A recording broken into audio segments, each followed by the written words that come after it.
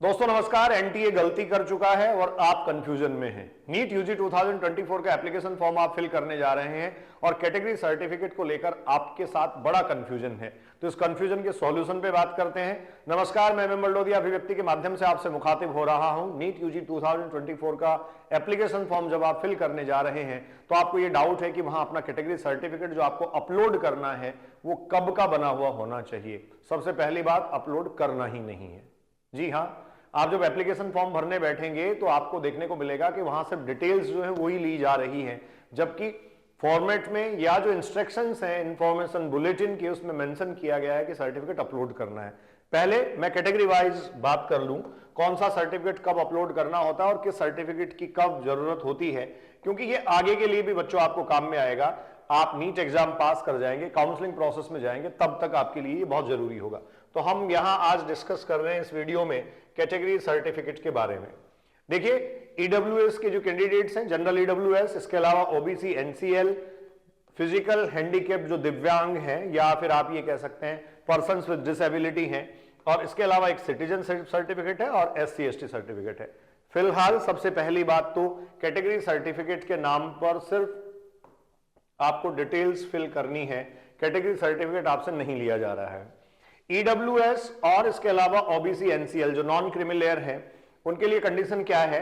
देखो, जो current session होता है, जिस सेशन में आप एग्जाम दे रहे होते हैं, जैसे आपको नीट का एग्जाम देना है 2024 का, तो उस 2024 एग्जाम में आप जब अपीयर हो रहे हैं तो 1 अप्रैल के बाद का सर्टिफिकेट आपको काउंसलिंग प्रोसेस में पूछा जाता है, काउंसलिंग में मांगा जाता है आपसे, तब तक के लिए आप अरेंज कर लें। उससे पहले किसी सर्टिफिकेट की आपको जरूरत नहीं है। तो ईडब्ल्यूएस और ओबीसी का सर्टिफिकेट 1 अप्रैल 2024 के बाद का बना हुआ होना चाहिए, जो अभी तक आया नहीं है, इसलिए चिंता नहीं करें। काउंसलिंग प्रोसेस में जाने से पहले आप इसको तैयार कर लीजिएगा, ठीक है। उसके अलावा दूसरी काम की बात, ओबीसी एनसीएल को लेकर एक रेफरेंस ये है, जो नॉन क्रिमिलेयर के कैंडिडेट हैं, आपकी जो कास्ट है, जिस जाति से आप बिलोंग करते हैं, इंडिया में जो जाति है वो जाति नहीं, ये जो कास्ट है, जिस कास्ट से आप बिलोंग करते हैं, वो सेंट्रल गवर्नमेंट की लिस्ट में होनी चाहिए, लिस्टेड होना चाहिए। इसलिए ये सर्टिफिकेट जो है वो आपको मेंशन अभी तो नहीं करना, लेकिन आपको मैनेज कर लेना है एग्जाम के बाद, जैसे ही काउंसलिंग प्रोसेस में आप जाएं उससे पहले। पीडब्ल्यूडी, इनको अभी सर्टिफिकेट अपलोड करना है, और ये जो कैंडिडेट्स हैं इनको सर्टिफिकेट अपलोड करना है, तो इनके लिए कुछ सेंटर्स जो है वो बनाए गए हैं, स्पेसिफिक सेंटर्स हैं, उन पर जाकर आप अपना फिजिकल हैंडीकैप्ड होने का सर्टिफिकेट तैयार कर लें। सिटीजनशिप सर्टिफिकेट बच्चों एनआरआई कैंडिडेट्स के लिए है, जो एनआरआई नॉन रेजिडेंट इंडियन है उनके लिए ये होता है, और एससी एसटी के कैंडिडेट्स के लिए एज यूजुअल जो सर्टिफिकेट है वो ही होता है। विद इन 6 मंथ वैलिडिटी कही जाती है, लेकिन फिलहाल आप कोई चिंता नहीं करें, जो आपके पास अवेलेबल हो वो फिलहाल आप अपलोड कर सकते हैं।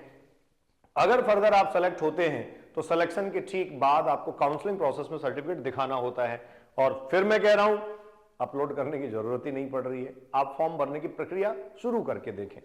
आइए दूसरी काम की बात पे चलते हैं। तो अब आपको अपलोड क्या क्या करना है आपको मैं बता देता हूं। आपको अपलोड करना है भैया ये सब रिक्वायर्ड डॉक्यूमेंट्स। देखिए, फिर से एक बार ये क्लियर कर देते हैं, रिक्वायर्ड डॉक्यूमेंट्स कौन सा अपलोड करना है। तो अपलोड करने वाले डॉक्यूमेंट्स की बात करें, 10th सर्टिफिकेट यहां पीडीएफ फॉर्मेट में आप जो है वो अपलोड कर सकते हैं। वैसे डिटेल्स इसकी जो है वो ही आपसे मांगी जाएंगी। इंस्ट्रक्शन में लिखा है पीडब्ल्यूडी सर्टिफिकेट ये अपलोड करवाया जाएगा, सिटीजन सर्टिफिकेट ये अपलोड करवाया जाएगा, present and permanent address proof JPG file ये अपलोड होगी, पासपोर्ट साइज फोटो, इसके अलावा पोस्ट कार्ड साइज फोटो, दोनों जेपीजी फॉर्मेट की आपसे अपलोड करवाई जाएगी, बाकायदा साइज वगैरह सब दे रखी है। इसके अलावा सिग्नेचर जेपीजी ये आपसे अपलोड करवाया जाएगा, आपके लेफ्ट एंड राइट थंब का इंप्रेशन और आपके फिंगर इंप्रेशन ये सब जेपीजी फाइल अपलोड होंगी, ठीक है। तो यही सब डॉक्यूमेंट्स की रिक्वायरमेंट है। अच्छा, विशेष तौर पे एक बात बता दूं, बहुत सारे बच्चे मेरे पास बहुत बार आते हैं और जब बात होती है तो वो कहते हैं सर हमें पता नहीं था, ये भर दिया गया, ये सेंटर हमने फिल कर दिया, या किसी पर्टिकुलर सेंटर से, कंसल्टेंसी से, ई मित्र से, या जहां से भी कंप्यूटर वाले भैया से आप जो फिल करवा रहे हैं एप्लीकेशन फॉर्म, तो अपनी निगरानी में बैठ के प्रॉपर तरीके से फिल करवाएं, क्योंकि एक छोटी सी गलती जो है वो आपको आगे पैनिक कर सकती है। आप परफेक्टली अपने पर्टिकुलर्स और सारी इंफॉर्मेशन चेक करें। 3 स्टेप में आपको फॉर्म फिल करना है, जिसमें सबसे पहले बच्चों आपको पता है आपको रजिस्ट्रेशन करना है, बहुत सिंपल प्रोसेस है। स्टेप बाय स्टेप आप जाएंगे, रजिस्ट्रेशन कर लेंगे। रजिस्ट्रेशन के बाद आपको बच्चों एप्लीकेशन फॉर्म पे जाना है, और ये जो एप्लीकेशन फॉर्म है इसको फिल कर देने के बाद आपको यहां से फी पेमेंट करना है। तो आपको यहां फीस भरनी है, ये फी पेमेंट आपको कर देना है। इस तरीके से आपका फॉर्म सबमिट होगा। फाइनल सबमिशन से ठीक पहले सारे पर्टिकुलर्स एक बार फिर चेक कर ले। सारे कंफ्यूजन का सॉल्यूशन यहां है। मैं अभिव्यक्ति के माध्यम से MM बलडोदिया आपसे मुखातिब हो रहा था। ऑथेंटिक इंफॉर्मेशन के लिए आप जुड़े रहिए, आपके अपने इस चैनल को यूं ही प्यार और मोहब्बत देते रहिए।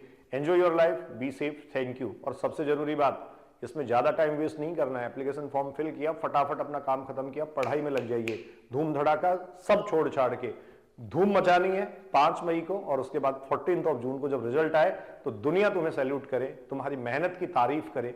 ये जज्बा और ये जुनून, ये जोश हम सब में होना चाहिए। Enjoy your life, be safe, thank you.